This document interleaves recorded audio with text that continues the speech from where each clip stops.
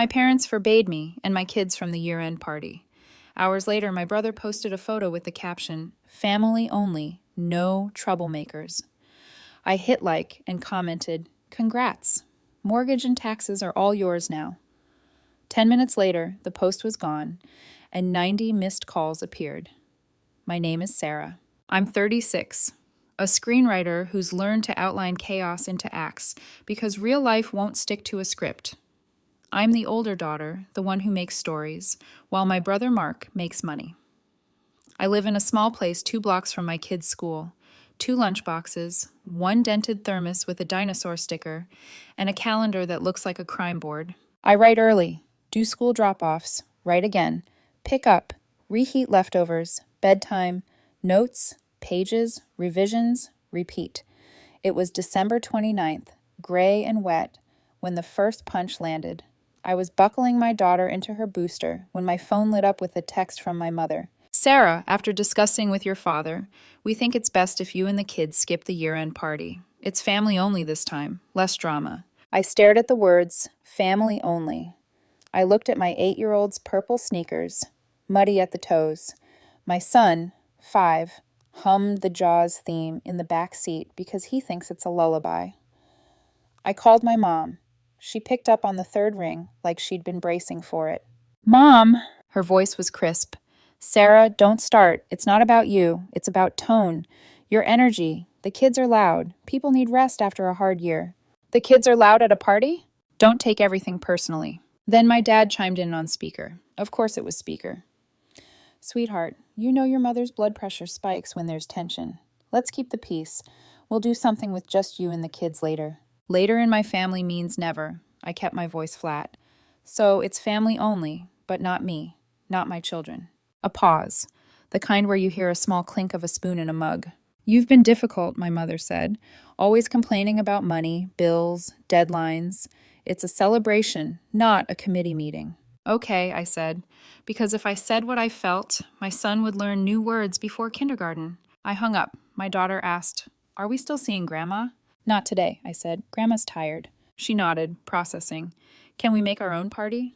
"Yeah," I said, "we can." 2 hours later, scrolling on the couch while the kids glued glitter to paper crowns, I saw my brother's post. My parents' living room. The string lights I put up last year still there. Mark in a new sweater, arm around our cousins. The table loaded. Caption, family, no troublemakers. I felt the hit in my teeth. I didn't comment. Not yet. I just watched the little hearts pop and the comments roll in.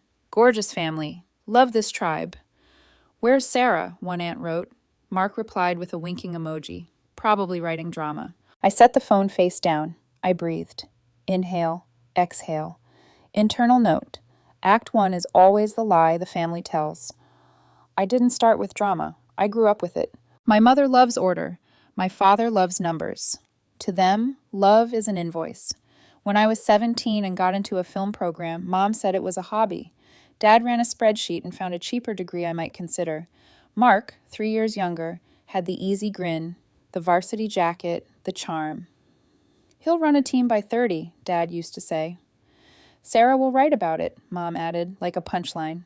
We laughed because that was safer. I left at 19 with a backpack and a draft of a script called Wrong House. I worked nights, wrote mornings, and swapped. I learned to pitch with coffee breath and a knot in my tie I no longer owned. I learned that most doors open because you're willing to knock forever. I also learned that parents can be proud only in public. In private, they change the subject. When I first started selling rewrites, I did what my family expected a good daughter to do. I helped. I paid Mark's parking tickets when they stacked up like junk mail. I covered the copay when Dad needed tests, and their great insurance turned out to be mostly vibes. When the water heater broke, I sent my assistant a check, no questions asked. "We'll pay you back," Mom said. They didn't. "Family isn't about counting," Dad said. But it was. We just weren't the ones doing the math. Then I got married too fast and divorced too slow. 2 kids, 2 bedrooms, 1 car that squeaks when it turns right. The settlement was fair. The rent was not. I picked up every assignment I could. Punch-ups on comedies, a thriller that never got made but paid in installments that arrived like surprise weather. I stacked savings in a folder called Roof and Shoes because kids outgrow both at the speed of light. My parents called me for small emergencies. The property tax notice came. Dad would say, in January, do we have to pay all of it? That dentist takes only up front. Your aunt needs help with her phone plan. It was never, can you? It was, here's the account number. I kept receipts at first, then stopped because the folder made me feel petty. I told myself I wasn't buying love, just buying peace. Mark never asked. He told. Sis, spot me just this month. Sis, the interest rate is a joke. Sis, you're the writer. Write it off. He called me sis, the way people say buddy before they cut you in line. I said yes because I thought that's what older sisters do. Because I thought it was a season. Because I was tired and the kids needed shoes again. And saying no takes longer than saying yes when your phone rings in the cereal aisle. The first big turn came 3 years ago. Dad wanted to simplify their finances and put the house in a trust. He asked me to look at the papers. It's all standard, he said. Mark's friend drafted it. We just need a signature as witness. I read the document between pickups, circled irrevocable, and texted Dad that we should slow down. He replied, don't be dramatic. Later that week, I found a photocopy in their kitchen drawer. My name, my signature, except I hadn't signed. Mom said, we used the old copy you signed for the bank. Saves time. She said it like she'd found an extra coupon. I stared at the page. The ink line was clean. The loop on the S was wrong. My mother stirred sauce and didn't look up. We're too old for mess, she said. You know that. I didn't fight. Not then. I scanned everything, made a private folder, and moved a little further away inside my own chest. Then there was the year we floated you, as Mom calls it. Truth, the year I floated them. Property taxes went up. Dad didn't adjust his withholding. Mom decided retirement meant 2 vacations. I paid the shortfalls. We'll settle at Christmas, Dad said. We'll make a plan, Mom added. Christmas came with a ham and a photo. No plan. Mark got engaged that winter. Nice woman at first. Pretty, smart. In front of her, Mark turned the volume down on his swagger. Our parents adored her. My kids called her Aunt Maybe. There was a shower and a registry and a speech where Dad toasted the son who keeps things moving. I clapped. I also picked up the venue deposit temporarily when the card had a fraud hold. After the engagement party, Mark cornered me near the coat rack. Listen, he said, whispering like we were in on something together. I know I'm behind. When my promotion hits, I'll square up. You know I will. You owe me $6,000, I said quietly. He flinched like I'd used a slur. Wow, you're really keeping score. Yes, he rolled his eyes. You're the one with the movie money. It's TV, I said, and it's rent. He patted my shoulder. You get paid to make stuff up. I get paid to deliver. Everyone has a role. I went home and wrote 8 pages of dialogue where a sister tells the truth and the other sibling listens. It read like science fiction. Then the year-end party tradition started to wobble. The first year they forgot to tell me the time changed. We thought you were too busy, Mom said. The kids get cranky past 9, Dad said. Mark posted a photo at 8:07 p.m. I liked it and wrote, fun. Mom texted me, why did you make me look bad? The next year, we were late because my son threw up on the steps. When we arrived with a clean shirt and ginger ale, Mom hugged the kids and didn't hug me. You don't prioritize family, she said in the kitchen.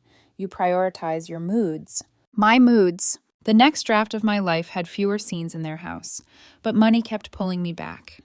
Dad invented phrases like family float and interest of the heart. I invented phrases like boundaries and then broke them. This December, it wasn't a wobble. It was a door slammed with a caption, family only, no troublemakers. That was me now. Not because I caused trouble, because I stopped absorbing it silently. I didn't plan a confrontation. I planned a quiet evening with glitter and crowns in my daughter's playlist that plays the same 5 songs like it's a radio station run by squirrels. But then my aunt asked, where's Sarah, under Mark's photo? Then my cousin wrote, miss those kids. Then Mark joked, they're practicing drama. I scrolled up to the top of the thread where Mom had texted, family only, less drama. And I made a simple decision. If they wanted a script, I'd give them one with receipts, with act breaks, with a clear 3rd act choice. Keep the money or keep the performance of family. They couldn't have both. At 9:14 p.m., after the kids were asleep with paper crowns tilted over their eyes, I opened Mark's post. I tapped the heart. The blue thumbs floated. Then I commented, Congrats, Mark. Looks amazing. Since it's family, here's a family update. Mortgage, insurance, property tax, and interest of the heart are all yours now. I'm out. It was neat. It was almost gentle. It was the kind of line you can put on a t-shirt. Within 30 seconds, my phone buzzed. Then it jittered. Then it howled. Mom calling, declined. Dad calling, declined. Mark calling, declined. Group chat. Sarah, delete that right now, Mom typed. I typed, I won't. I'll send a summary tomorrow with numbers. Mark replied under the photo. Dude, what are you doing? This isn't the place. I typed back, it literally is. Then I dropped 4 screenshots in the family chat, not in the comments because I wasn't going to feed the crowd. The screenshots had dates, amounts, the little notes I wrote in the memo field, like heater, root canal, ticket X3, deposit, tax shortfall, Q2, 3 years, every transfer. I didn't add snark, I didn't add arrows, just the numbers and the word cleared. Mom, you are humiliating us. Dad, this is not how adults behave. Mark, bro, take it down. People are seeing this. Me? Then stop saying it publicly. Silence for a minute. Then Dad tried to shift the script. If you needed help, you should have said we would have organized. I laughed in my empty living room, organized with forged signatures. I typed 3 dots. No reply. Mark went for the old move. What forged? What? I sent the trust doc image with the wrong loop. This mom called again. I let it ring. She texted, "We can explain." I typed back, "I don't need it explained. I need it stopped." Then I returned to the comment under Mark's photo and added one more line. Happy New Year. Boundaries start now. 10 minutes later, the post vanished. 10 minutes after that, my phone listed 90 missed calls. 90. Mom. Dad. Mom. Mark. Unknown numbers. Aunt Carol. Private. A text from my cousin. Yo, is everything okay? A text from my ex. Are the kids asleep? Do you need anything? A voice memo from Dad that began with Sarah and ended with, "Call me back like a parent." I put the phone on Do Not Disturb, sat at the edge of the couch, and listened to my apartment breathe. The kids turned in their sleep and the paper crowns crackled on the pillows. I thought about the drafts I never turned in, the jokes I cut because they were too mean, the scenes where I gave characters grace because I wanted to believe people can change. I also thought about the word troublemaker, and how sometimes trouble is just the truth you finally say out loud. Morning hit with orange light on the blinds and a Lego under my heel. I made pancakes and cut them into shapes because that's how my son decides if food is food. I poured coffee and opened my phone, ready for smoke. There it was, a message avalanche. Family chat with 146 on red. A separate parents-only chat that I had been added to at 2:11 a.m. titled Urgent. A direct message from Mark. We can fix this. Brunch? I scrolled first. That's my rule. Collect the beats before you pick a scene. Mom at 10:01 p.m. You love hurting me. You always have. Dad at 10:03 p.m. What? Are you a bank? This is family. Aunt Carol at 10:07 p.m. Kids shouldn't be punished. Sarah, think of your mother's heart. Cousin Jana at 10:12 p.m. TBH, I didn't know you covered all that. That's a lot. Mom at 10:19 p.m. Jana, stay out of this. Mark at 10:22 p.m. Numbers are wrong. Me at 10:23 p.m. They're your numbers. Silence in the group for an hour. At 11:31 p.m., Dad posted a spreadsheet of his own. No joke. Projections. It had a tab called Expectations 2026. He had listed monthly contributions from Sarah next to utilities, HOA, and Netflix in bold. I replied at 6:17 a.m. after pancakes. Delete that tab. Delete the assumption. Mom called. I picked up because the kids were laughing and the sound made me brave. She skipped hello. What was last night? You humiliated your family. You humiliated me first, I said. You banned me and my children from a party and called it family only. You called me a troublemaker. That was Mark's caption, she said quickly. You liked it? I said. She sighed. You read too much into things. I kept my tone clean. Listen, this is simple. I'm not your ATM. I'm not your witness. I'm your daughter and a mother. That means I have to model how to be treated. We never asked for much, she said. You asked for my name when you needed papers. You asked for my money when the taxes came. You asked for my silence when Mark needed to look like a hero. I took a breath. I enabled all of them because it was easier. That ends today. You're dramatic. I'm boring. Actually, I'm saying no. She went quiet, then softer. We'll pay you back. Good. I'll send a number. You can make payments like any other bill. No more Venmo from my end. No more. We'll settle at Christmas. We'll settle on the 15th of every month. I'll send a simple invoice. You'll Zelle. If you're late, there's a fee. That fee will go into a college fund for your grandchildren. She sputtered. You would charge interest on your own parents? You charged interest on my sanity. I thought she'd hang up. She didn't. She cried. The careful crying. The kind where you can still speak between the lines. Your father tried his best. We just wanted you close.